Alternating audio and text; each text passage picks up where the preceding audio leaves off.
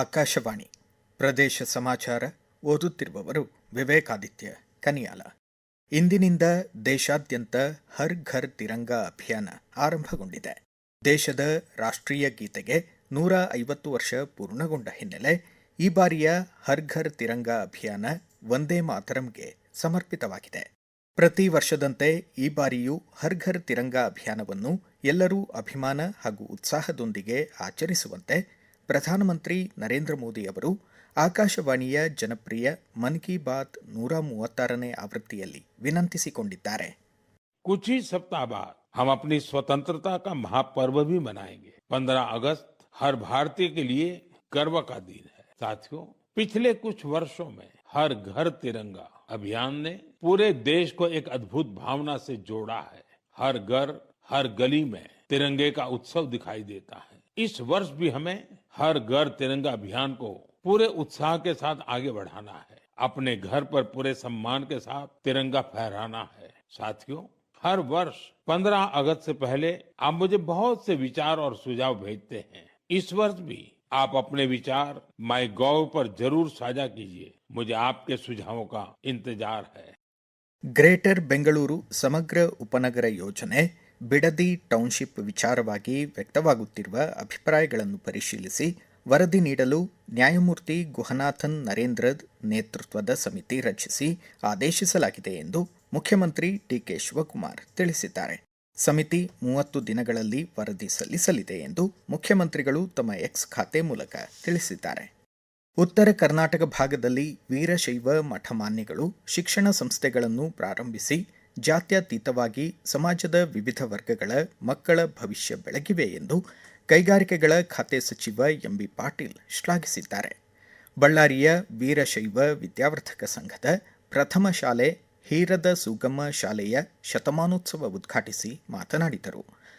ತುಮಕೂರಿನ ಶ್ರೀ ಸಿದ್ಧಗಂಗಾ ಮಠ, ಕೊಪ್ಪಳದ ಶ್ರೀ ಗವಿ ಸಿದ್ದೇಶ್ವರ ಮಠ ಸರ್ವ ಸಮುದಾಯಗಳಿಗೆ ತ್ರಿವಿಧ ದಾಸೋಹದ ಮೂಲಕ ನಾಡವರ ಬದುಕನ್ನು ಬಂಗಾರವಾಗಿಸಿವೆ ಎಂದರು. ಸಚಿವ ಬಿ ನಾಗೇಂದ್ರ, ವಿಧಾನ ಪರಿಷತ್ ಶಾಸಕ ಶಶಿಲ್ ನಮೋಶಿ ಸೇರಿದಂತೆ ಅನೇಕ ಗಣ್ಯರು ಪಾಲ್ಗೊಂಡಿದ್ದರು.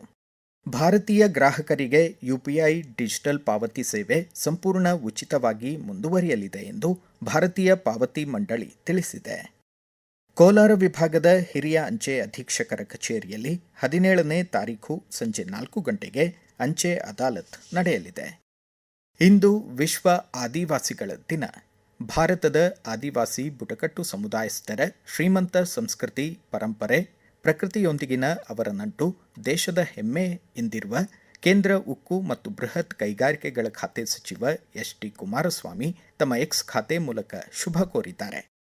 ಇಂದು ಜ್ಞಾನಪೀಠ ಪ್ರಶಸ್ತಿ ಪುರಸ್ಕೃತ ಕವಿ, ಸಾಹಿತಿ ಡಾಕ್ಟರ್ ವಿನಾಯಕ ಕೃಷ್ಣ ಗೋಕಾಕ್ ಅವರ ಜನ್ಮದಿನ. ಮುಖ್ಯಮಂತ್ರಿ ಡಿಕೆ ಶಿವಕುಮಾರ್ ವಿಕೃ ಗೋಕಾಕ್ ಅವರ ಸಾಹಿತ್ಯಿಕ ಕೊಡುಗೆಗಳನ್ನು ಸ್ಮರಿಸಿದ್ದು ಗೌರವಪೂರ್ವಕ ನಮನಗಳನ್ನು ಸಲ್ಲಿಸಿದ್ದಾರೆ. ರಾಜ್ಯ ಸರ್ಕಾರದ ನೂತನ ಸಚಿವರಾಗಿ ಪ್ರಮಾಣವಚನ ಸ್ವೀಕರಿಸಿದ ಮಾಯಕೊಂಡ ವಿಧಾನಸಭಾ ಕ್ಷೇತ್ರದ ಶಾಸಕ ಕೆಎಸ್ ಬಸವಂತಪ್ಪ ಅವರನ್ನು ದಾವಣಗೆರೆ ಸಂಸದರಾದ ಪ್ರಭಾ ಮಲ್ಲಿಕಾರ್ಜುನ್ ಅಭಿನಂದಿಸಿದರು. ರಂಗಭೂಮಿ ಪರಂಪರೆಯನ್ನು ಉಳಿಸಿ ಬೆಳೆಸುವಲ್ಲಿ ಮಹಿಳೆಯರ ಪಾತ್ರ ಮಹತ್ತರವಾಗಿದೆ. ಶಾಲಾ ಕಾಲೇಜು ವಿದ್ಯಾರ್ಥಿಗಳಲ್ಲಿ ಹಾಡುಗಳು, ಅಭಿನಯದ ಮೂಲಕ ರಂಗ ಆಸಕ್ತಿ ಮೂಡಿಸುವ ಕಾರ್ಯ ಪ್ರಶಂಸನೀಯ ಎಂದು ಪ್ರಾದೇಶಿಕ ಆಯುಕ್ತೆ ಕೆಎಂ ಜಾನಕಿ ಹೇಳಿದರು. ದಾವಣಗೆರೆ ವೃತ್ತಿ ರಂಗಭೂಮಿ ಸಹಯೋಗದಲ್ಲಿ ಬೆಳಗಾವಿಯಲ್ಲಿ ಆಯೋಜಿತ 15 ದಿನಗಳ ರಂಗಸಂಗೀತ ಮಹಿಳಾ ತರಬೇತಿ ಕಾರ್ಯಾಗಾರದ ಸಮಾರೋಪ ಸಮಾರಂಭದಲ್ಲಿ ಪಾಲ್ಗೊಂಡು ಅವರು ಮಾತನಾಡಿದರು. ಧಾರವಾಡ ಸಾಧನಕೇರಿಯ ವರಕವಿ ಡಾಕ್ಟರ್ ದ. ರಾ ಬೇಂದ್ರೆ ಭವನದಲ್ಲಿ ಆಯೋಜಿತ ಗುರುನಮನ ಸಂಗೀತೋತ್ಸವ ಕಾರ್ಯಕ್ರಮವನ್ನು ಧಾರವಾಡ ಆಕಾಶವಾಣಿ ಕೇಂದ್ರದ ಕಾರ್ಯಕ್ರಮ ಅಧಿಕಾರಿ ಹಾಗೂ ಮುಖ್ಯಸ್ಥ ಕುಮಾರ್ ಅಗಡಿ ಉದ್ಘಾಟಿಸಿದರು. ನಾವಿಕ ರಂಗಭೂಮಿ ಸಂಸ್ಥೆ ಹಾಗೂ ಜಿಲ್ಲಾ ಕನ್ನಡ ಮತ್ತು ಸಂಸ್ಕೃತಿ ಇಲಾಖೆ ಸಹಯೋಗದಲ್ಲಿ ಆಯೋಜಿತ ಕಾರ್ಯಕ್ರಮದಲ್ಲಿ ಹಿರಿಯ ಕಲಾವಿದರಾದ ಪಂಡಿತ್ ಸದಾಶಿವ ಐಹೊಳಿ, ಪದ್ಮಾವತಿ ದೇವಶಿಖಾಮಣಿ ಸೇರಿದಂತೆ ಗಣ್ಯರು ಪಾಲ್ಗೊಂಡಿದ್ದರು. ಕೋಲಾರ ತಾಲೂಕು ಬಸವನತ್ತ ಗ್ರಾಮದ ಎಸ್ಡಿಎಪಿ ಮಹಾವಿದ್ಯಾಲಯದಲ್ಲಿ ನಶೆಮುಕ್ತ ಯುವ ಜಾಗೃತಿ ಕಾರ್ಯಕ್ರಮವನ್ನು ಮೈ ಭಾರತ್ ಜಿಲ್ಲಾ ಯುವಜನ ಅಧಿಕಾರಿ ಮಹೇಂದ್ರ ರೆಡ್ಡಿ ಉದ್ಘಾಟಿಸಿದರು.